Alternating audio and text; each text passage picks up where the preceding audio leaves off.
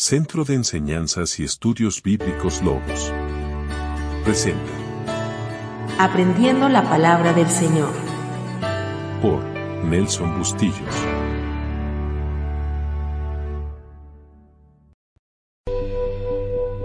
En este video estaremos analizando los motivos que llevaron al Creador del universo a querer erradicar todo rastro de vida en la tierra.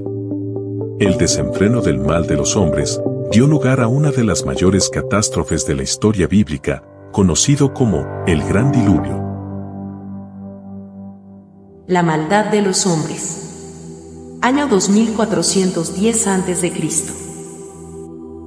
Y vio Jehová que la maldad de los hombres era mucha en la tierra, y que todo designio de los pensamientos del corazón de ellos era de continuo solamente el mal. Y se arrepintió Jehová de haber hecho hombre en la tierra, y le dolió en su corazón. El problema con los Nefilim iba en crecida, ya que estos gigantes poseían muchos conocimientos acerca de los secretos de Dios, y además, ya su estadía con los hombres normales se hacía cada vez más insoportable. Ellos querían esclavizarlos, e inclusive a comérselos. La maldad de los hombres iba creciendo a niveles insoportables para Dios, y no mostraron ningún síntoma de arrepentimiento, sino que continuaron pecando a diestra y siniestra. ¿Recuerdan cuando la mujer comió del fruto prohibido? Jehová le preguntó, ¿qué es lo que has hecho? ¿También recuerdan cuando Caín mató a Abel? Jehová le dijo, ¿qué has hecho? Bueno, ahora Dios se preguntaba a sí mismo, ¿qué es lo que he hecho? Algunas personas dicen que Jehová nunca se arrepiente, porque no es hombre, pero podemos ver en el libro de Génesis 6:6 que sí puede pasar. Y de hecho, dice que se arrepintió de haber hecho al hombre, y cuando dice que le dolió en su corazón, se refiere a una forma alegórica de hacer referencia a lo mal que se sentía. Pienso que para que el hombre pueda entender las cosas, hay que hablarle en términos de hombre, solo así podría entender. Por eso, a lo largo de las Sagradas Escrituras, encontramos casos donde se refiere a Dios como a hombre, pero también encontramos casos donde se hablan de términos muy celestiales, los cuales, solo con la ayuda de Dios, el hombre podría entender. Y dijo Jehová, no contenderá mi espíritu con el hombre para siempre, porque ciertamente él es carne, mas serán sus días 120 años. En el año 2410 a.C., Jehová le coloca fecha de extinción a la vida del hombre, lo cual se llevaría a cabo en un lapso no mayor de 120 años, pero para ese momento, Dios no le declara a Noé de qué manera pensaba hacerlo, por lo cual, no tiene sentido que Noé comenzara a construir un arca sin ni siquiera saber de qué forma Dios pensaba acabar con la vida. Digo esto, porque existen muchas teorías que nos dicen que Noé tardó 120 años construyendo el arca, sin tomar en cuenta que para ese tiempo Noé ni siquiera tenía hijos. Luego de este anuncio, Noé y Matusalén comenzaron a predicar la venida de una destrucción total sobre la tierra, todo esto si el hombre no volvía su rostro a Dios. Ya que para ese entonces, los hombres vivían por cientos de años, y así pasaron los años y nadie creía a sus anuncios. Viendo Dios la dureza del corazón del hombre, que jamás se arrepentiría de sus pecados, y viendo la rebelión de los hijos de los ángeles, es decir, los Nefilim, que se creían dioses sobre la tierra, determina que vale la pena salvar a Noé, para darle oportunidad a una nueva generación de hombres, producto de sus simientes, pero existe un detalle. Noé ni siquiera tiene una esposa. Sabiendo Noé que había hallado gracia ante Dios, tuvo que apurarse en buscar una esposa, y de esta manera poder así tener hijos, con la finalidad de repoblar la tierra luego de la devastación. Dice el libro de los Jubileos, que Noé se casa con una mujer llamada Emsara, quien era hija de una prima, llamada Baraquiel.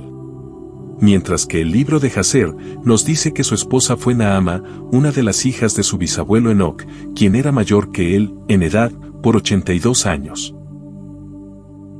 En fin, estas afirmaciones pueden variar, ya que recordemos que estas cosas no las escribían en sus tiempos, solo se transmitían de manera oral, por lo cual las versiones podrían variar con respecto a la versión original. En las Sagradas Escrituras, existe la peculiaridad de mencionar en un orden a los hijos de Noé. Y siendo Noé de 500 años, engendró a Sem, a Cam y a Jafet. El problema que existe con este contexto bíblico es que no nos detalla la diferencia de edades entre los tres hermanos. Se nos habla como si se trataran de trillizos, puesto que dice que siendo Noé de 500 años lo engendró a los tres. Otro punto que nos llama la atención de este contexto es el orden como se mencionan, porque de esta manera aparece 5 veces más en la Sagrada Escritura, como si nos estuviera dando a entender que en ese orden es que le nacieron los hijos a Noé. Pero en realidad, este orden es con respecto al grado de importancia de cada generación, según los hebreos. En ese extracto se presentan 3 detalles importantes. En primer lugar, los 3 hijos de Noé no le nacieron en un mismo año. Segundo, tampoco le nacieron en ese orden, Sem, Cam y Jafet, y tercero, Noé no tenía 500 años cuando tuvo a su primer hijo. Lo primero que haremos es averiguar el orden en que le nacieron los hijos a Noé, y antes de citar algunos textos bíblicos, veamos qué nos dicen algunos libros deuterocanónicos con respecto a este tema. El libro de los Jubileos nos dice que en efecto, Noé tuvo a su primer hijo a la edad de 500 años, a quien llamó Sem. 2 años más tarde tuvo a Cam, y 3 años después de Cam, tuvo a Jafet. Este orden coincide con lo que nos dicen los contextos bíblicos, Sem, Cam y Jafet.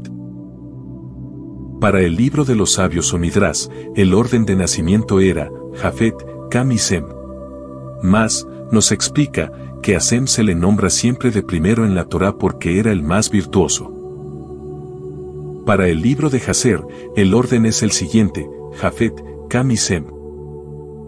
Para Flavio Josefo, en su libro de Antigüedades Judías, tomo 2, nos da el siguiente orden, Sem, Jafet y Cam.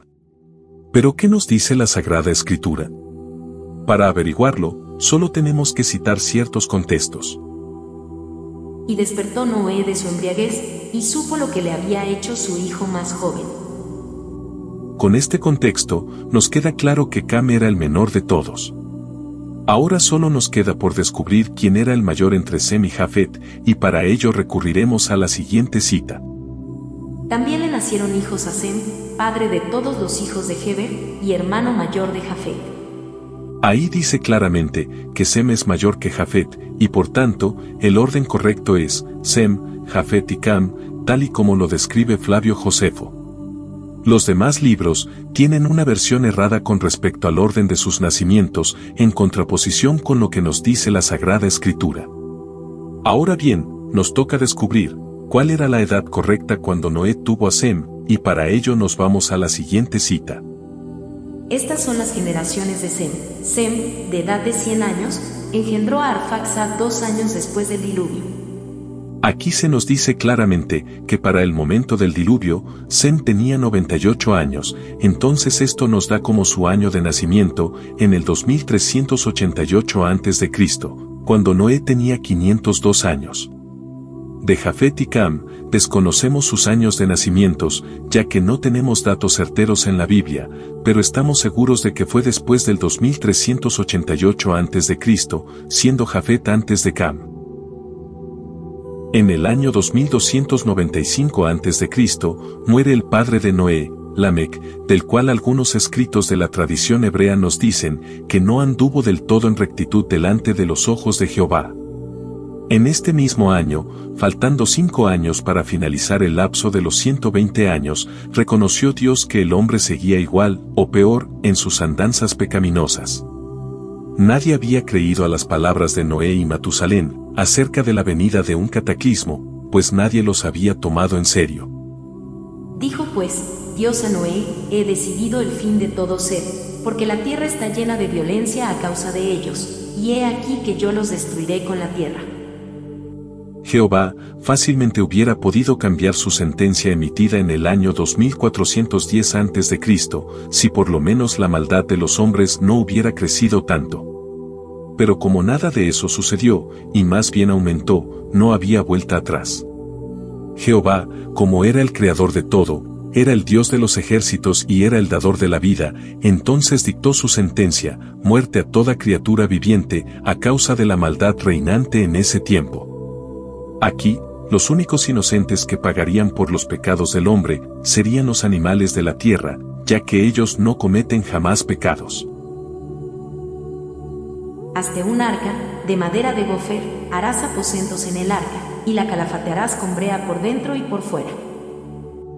De esta manera, Dios le manifiesta a Noé, la manera como pensaba extinguir la vida de todo ser viviente. Vamos a ir analizando y tratando de entender lo más que se pueda sobre esta ordenanza y esta estructura, encomendada por Jehová a Noé. En primer lugar, la ordenanza está en que Noé debe construir un arca. Pero, ¿qué es un arca? No es otra cosa que una caja, comúnmente de madera, con tapa y cerradura, y es un término que ya en muchos países está en desuso. Para nosotros en la actualidad, no sería otra cosa más que un simple baúl que sirve de resguardo para ciertas cosas de suma importancia y que no queremos que estén a la vista. Otro término podría ser algo así como un cofre. Más adelante también se usará mucho la palabra arca, más que todo durante el éxodo del pueblo de Israel desde Egipto. Ahora bien, continuando con la construcción del arca, se especifica que se haga con un tipo de madera llamado gofer o cedro, la cual debió ser una de las mejores maderas para la época. Esta arca tendría una única puerta hacia uno de sus lados y tendría también habitaciones o compartimientos.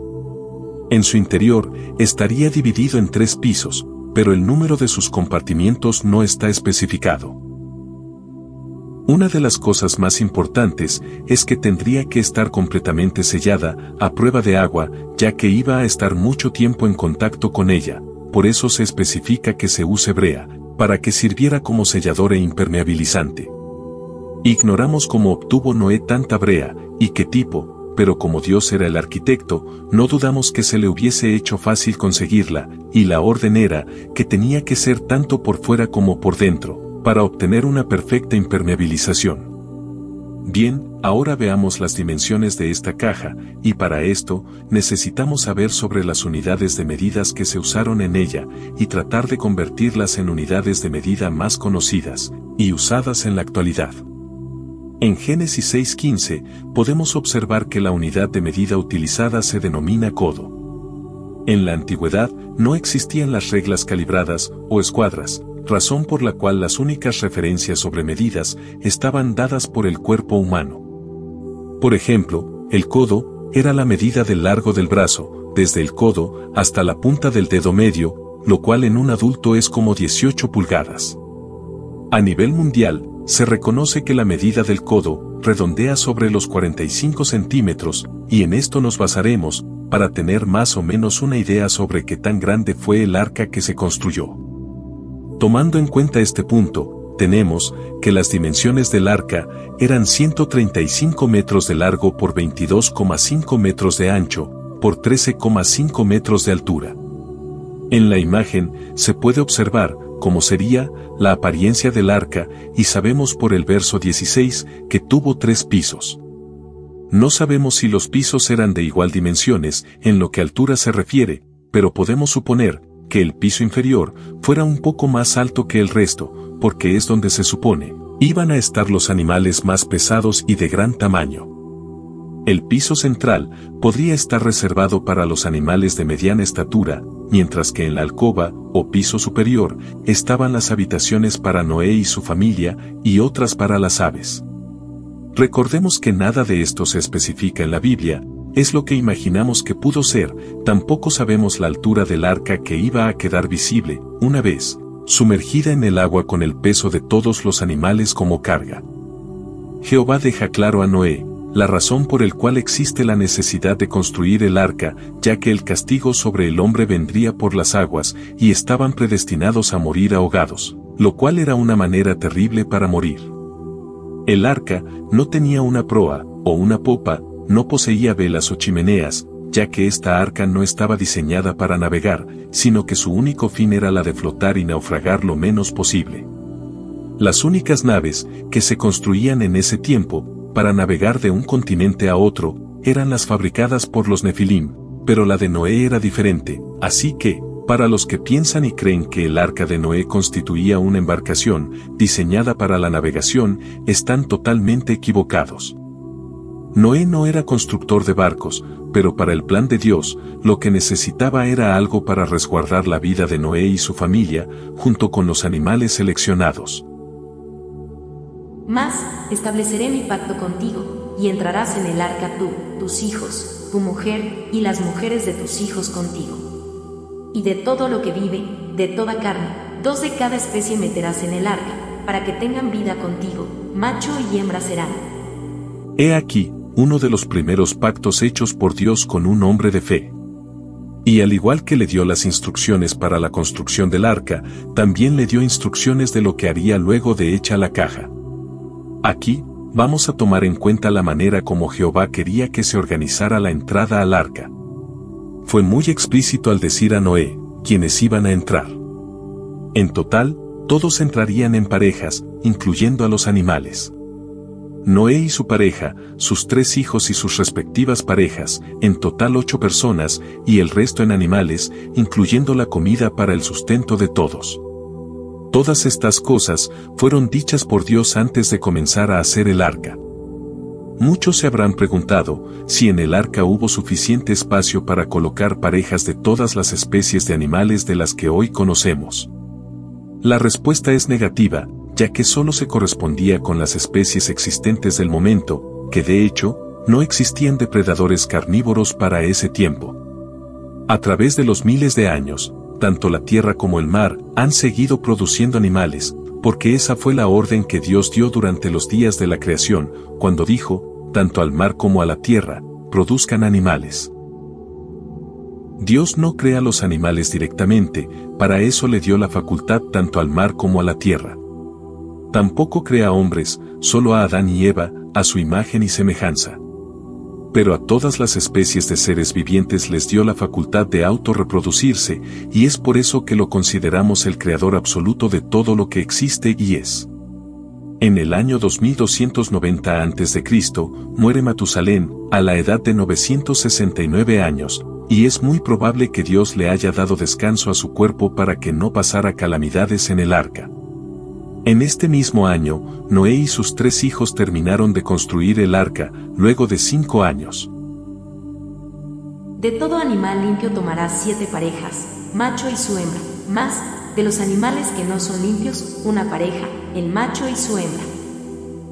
Hasta ese momento, Noé ignoraba por completo lo que significaba dividir los animales entre puros e impuros, ya que esto tiene que ver más que todo con lo que se debe comer y lo que no se debe comer de entre los animales, especificado en el libro de Levíticos capítulo 11. Pero, ¿cómo iba a saberlo Noé, si en ese tiempo ni siquiera estaba permitido alimentarse de ningún ser viviente que se moviera sobre la tierra? Pues, de seguro Dios se lo tuvo que explicar a Noé antes del diluvio, porque luego de esto se le otorgaría a Noé y a todas las generaciones venideras la orden de alimentarse de ellos. Pero tenía que saber separar entre lo que se podía comer y lo que no se podía comer. ¿Cuáles animales eran limpios y cuáles no? En el libro del Génesis no se especifica, pero en el libro de Levítico, capítulo 11, aparece un listado, y la razón por lo cual a un animal se le considera impuro o no apto para el consumo humano. Así que esta ley, promulgada en los tiempos de Moisés, ya tenía tiempo ejecutándose, desde la época después del diluvio. Para el día del diluvio, Dios dispuso que en lugar de una sola pareja de animales, como se había dicho antes en Génesis 6:20, fueran 7 parejas por cada especie de animales puros.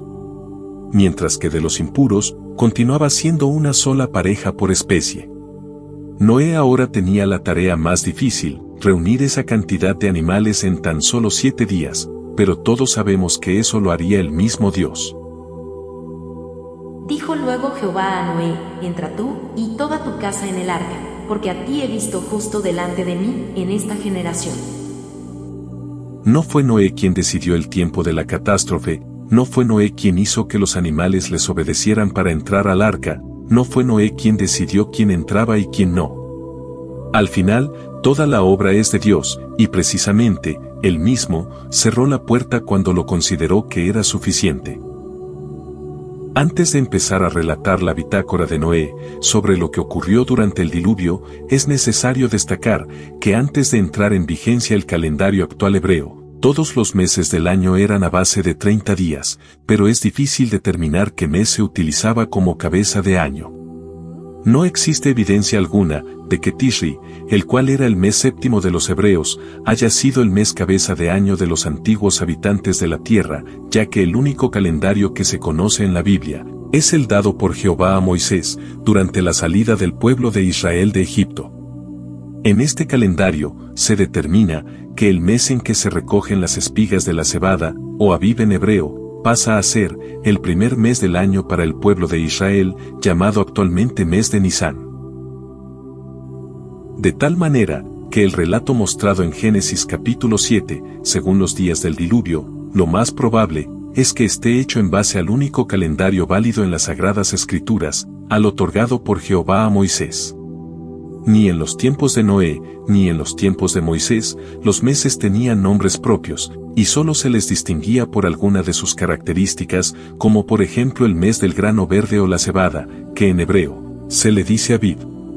Solo se les identificaba con números ordinales, primero, segundo o tercero, pero en este video, para hacerlo un poco más entendible, usaremos los nombres que actualmente se usan, para evitar confusiones. Día 1. 17 del mes segundo, llamado Sib, principio de mayo, del año 2290 a.C.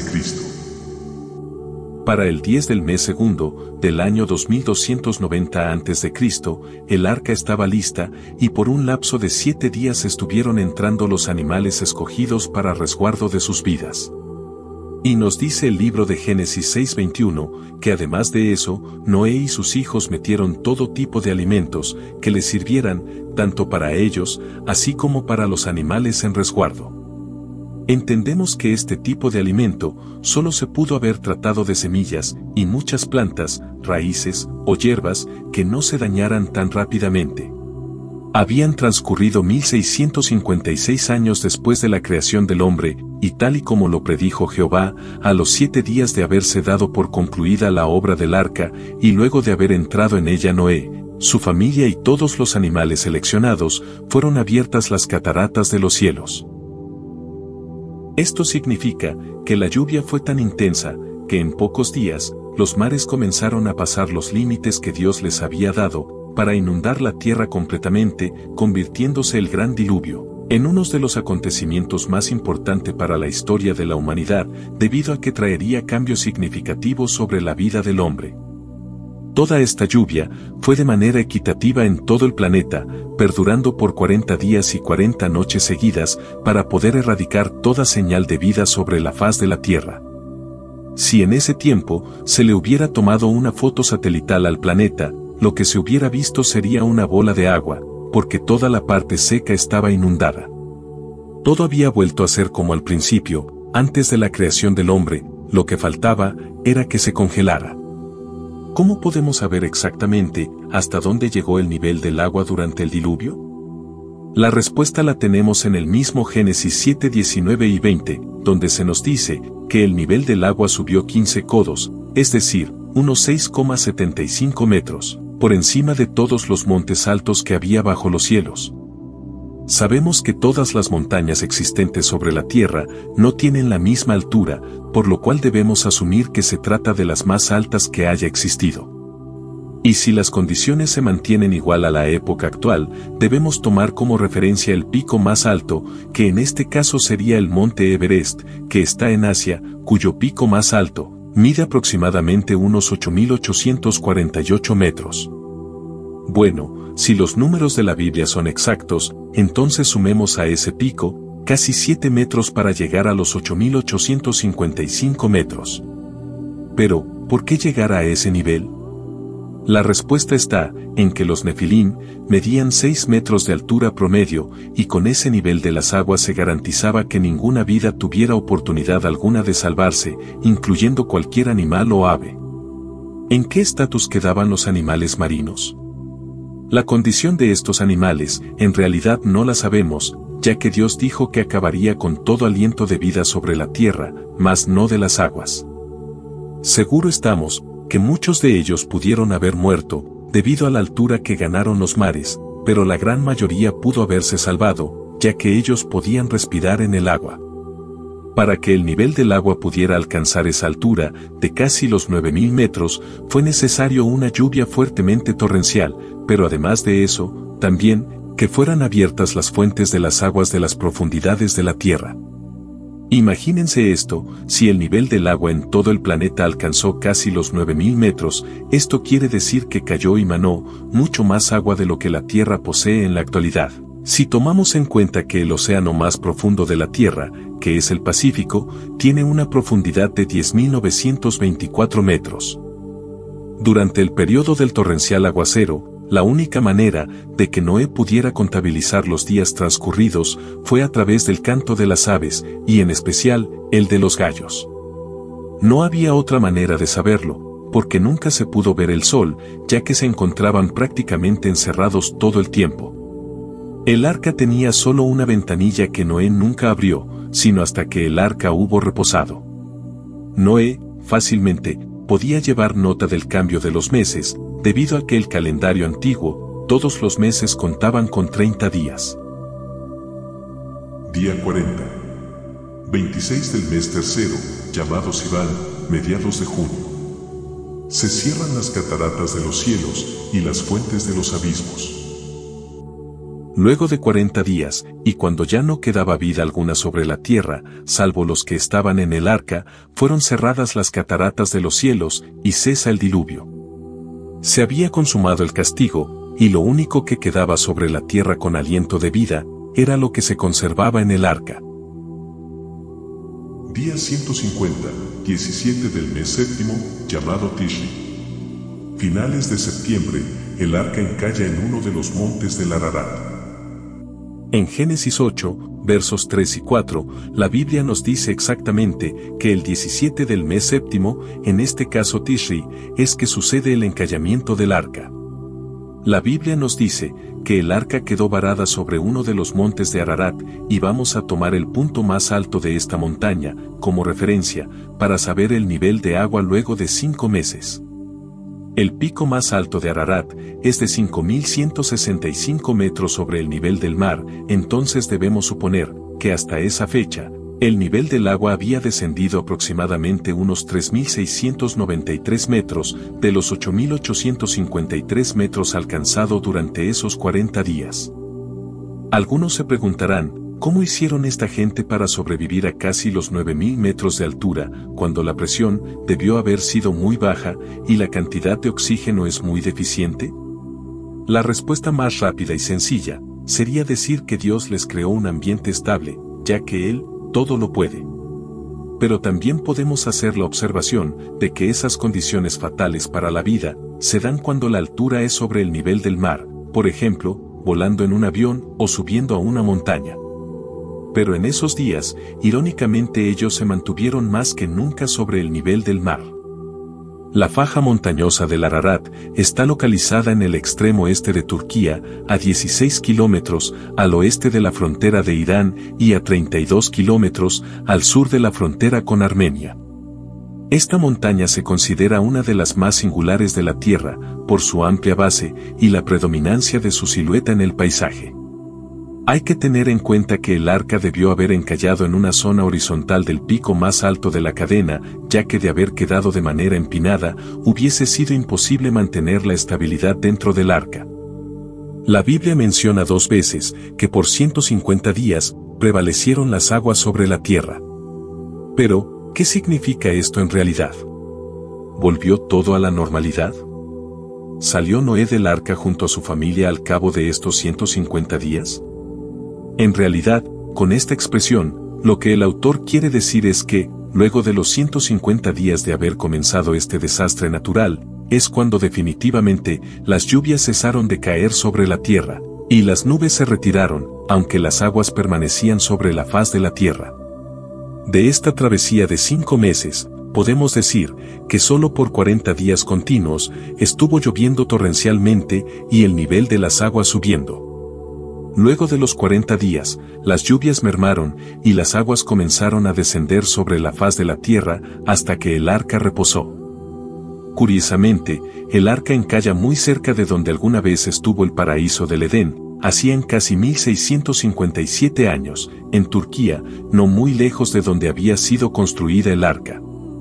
Fueron 150 días a la deriva, y el arca muy bien podría haber ido muy lejos de esa zona, pero gracias a su diseño, no debió haber avanzado mucho de su punto de origen.